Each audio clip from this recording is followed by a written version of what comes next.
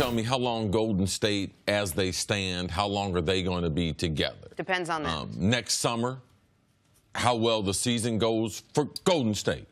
It's not about LeBron and the Lakers for now. Right. It should be about Golden State because they determine how long that window's going to be available. Does Clay next year, does he sign an extension? What are they able to do with the team? Does Kevin Durant, what does he decide to do? And a lot of people will be like, well, how can it be contingent on them? Man, you have to respect the type of talent that they already have in Golden State. And where LeBron is, to me, it's not that different than going to Cleveland. When he went to Cleveland, he said it's going to take some time. Let's be patient. And it's going to take the same thing. I do believe there is a window for LeBron, and I believe it's open probably for the next 5 years. People say, wow, that's a long time in the NBA. Yeah, it is. But LeBron has the type of body as far as his overall conditioning, his interest in doing things different to tweak that, his eating, all those things are lined up that I believe his longevity will be like no one that we've seen. And I believe in the next 5 years, there will be a collection of players that the Lakers will be able to add to their roster to allow him to have that window. But Golden State determines, especially in those first 3 years, is the window really open? Even though LeBron is there now, the window's not even open yet. So LeBron's there and the window's not open. It depends on what goes on in Golden State. When the window opens up, if he gets Kawhi, the window opens up immediately. If he doesn't get Kawhi... Immediately for this coming season. Did you see what LeBron did with those 4 pieces of paper that he took out there with the Cleveland Cavs? They'll be able to the window, with I would say if he gets Kawhi, the window is cracked open for this year. I still think that the Warriors, even LeBron plus Kawhi, now that they've added Boogie Cousins, come playoff time this coming season, are going to have such overwhelming talent. But you bring up next offseason. Everyone focuses on Kevin Durant. Klay Thompson, where did Klay Thompson's daddy play? Oh, Lakers. Lakers. Where does Klay Thompson's dad still work with the team, or at least do sports radio? Los Angeles. That could be, it wouldn't just be potentially one of those guys leaving Golden State, but leaving Golden State to go to LeBron's team. That then changes the math entirely. But I'm glad you brought up the Cavs. Because LeBron's letter, everyone can read it, what he wrote with Lee Jenkins, the I'm Coming Home piece. He says, I know this is going to be a long process. I know it's not going to be immediate.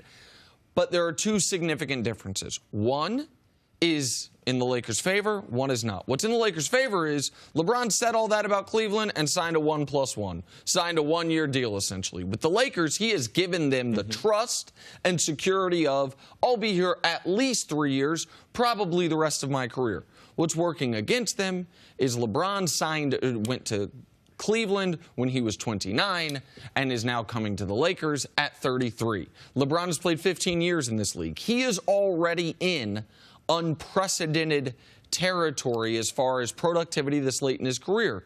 So how long can we realistically think LeBron's not only going to be the best player in the world, but call it a top 3 player? Because we are now he just had the greatest year 15 we've ever seen from a guy. I looked it up. There's only been 15 guys, that average more than 25 points per game after year 10. After year 10. LeBron's done it every single year, years 11 through, every year of his career, but years 11 through 15. So now we have to look for some precedent, even if LeBron's going to break it. Kareem was still a top 5 player in year 17. Karl Malone, you could argue, was a top 5 player in year 18. Kobe was years 16, 17, but both of those years shortened due to injury. All 3 of those players were into nutrition. All 3 of those players, extreme fanatics as far as finesse, fitness. Yep. So you could see the parallels with LeBron being compared to those 3 players. And I think Karl Malone's the best example because he is the guy whose body type, as far as all NBA history, if you took their faces away and just looked at height, weight, strength, what guy in the league history reminds you most of LeBron? Great player. I think it's Karl Malone. Now, Malone was a little more cut up. Malone was an amazing fitness guy. So you say Malone was still a top 5 guy in year 18. Plus, Malone went to college. So if LeBron is a Malone 2.0 athletically, could he get it to the 5 years that you're talking about? Could this go on to year 20, which seems insane?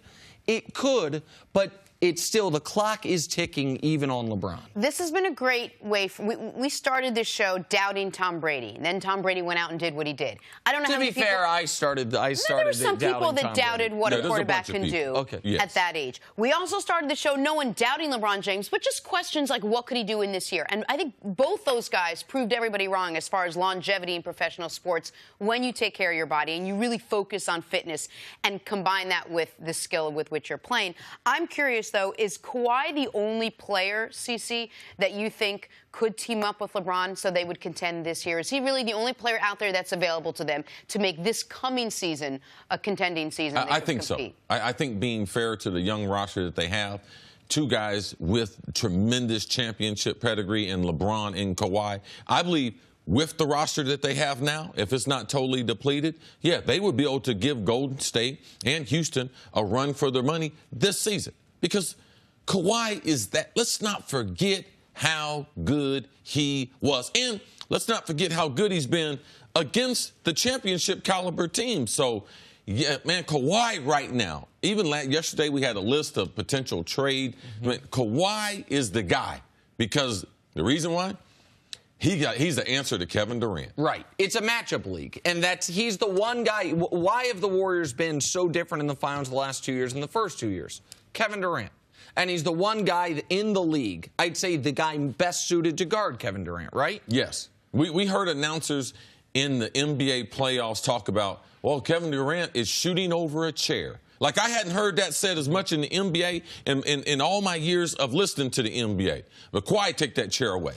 Because you're not able to post up on Kawhi because Kawhi is too strong for him. And with Kawhi's overall reach and because of Kawhi's resume, defensively, they're going to allow Kawhi to be able to beat up on Kevin Durant far more than other players are able to do. So that's the reason why I like the Kawhi-LeBron partnership. Well, and so what's the best player that's on that list that they could add other than Kawhi Leonard? Damian Lillard. Thing is this. We saw LeBron James at this level with a player at Damian Lillard's level run up against this team in the NBA Finals without Boogie. So throw Boogie out of it. Let's say Boogie never plays. And the Warriors 1-5. Now, Game 3, the Cavs could have won, and it maybe could have gone, but the Warriors were clearly the better team. So, like, Lillard would be an excellent piece for them. But to compete against this Warriors team, no. And you would have to add another. The Warriors have two of the three best players in the league. If the Cavs could the Lakers, pardon me, that's going to take a minute.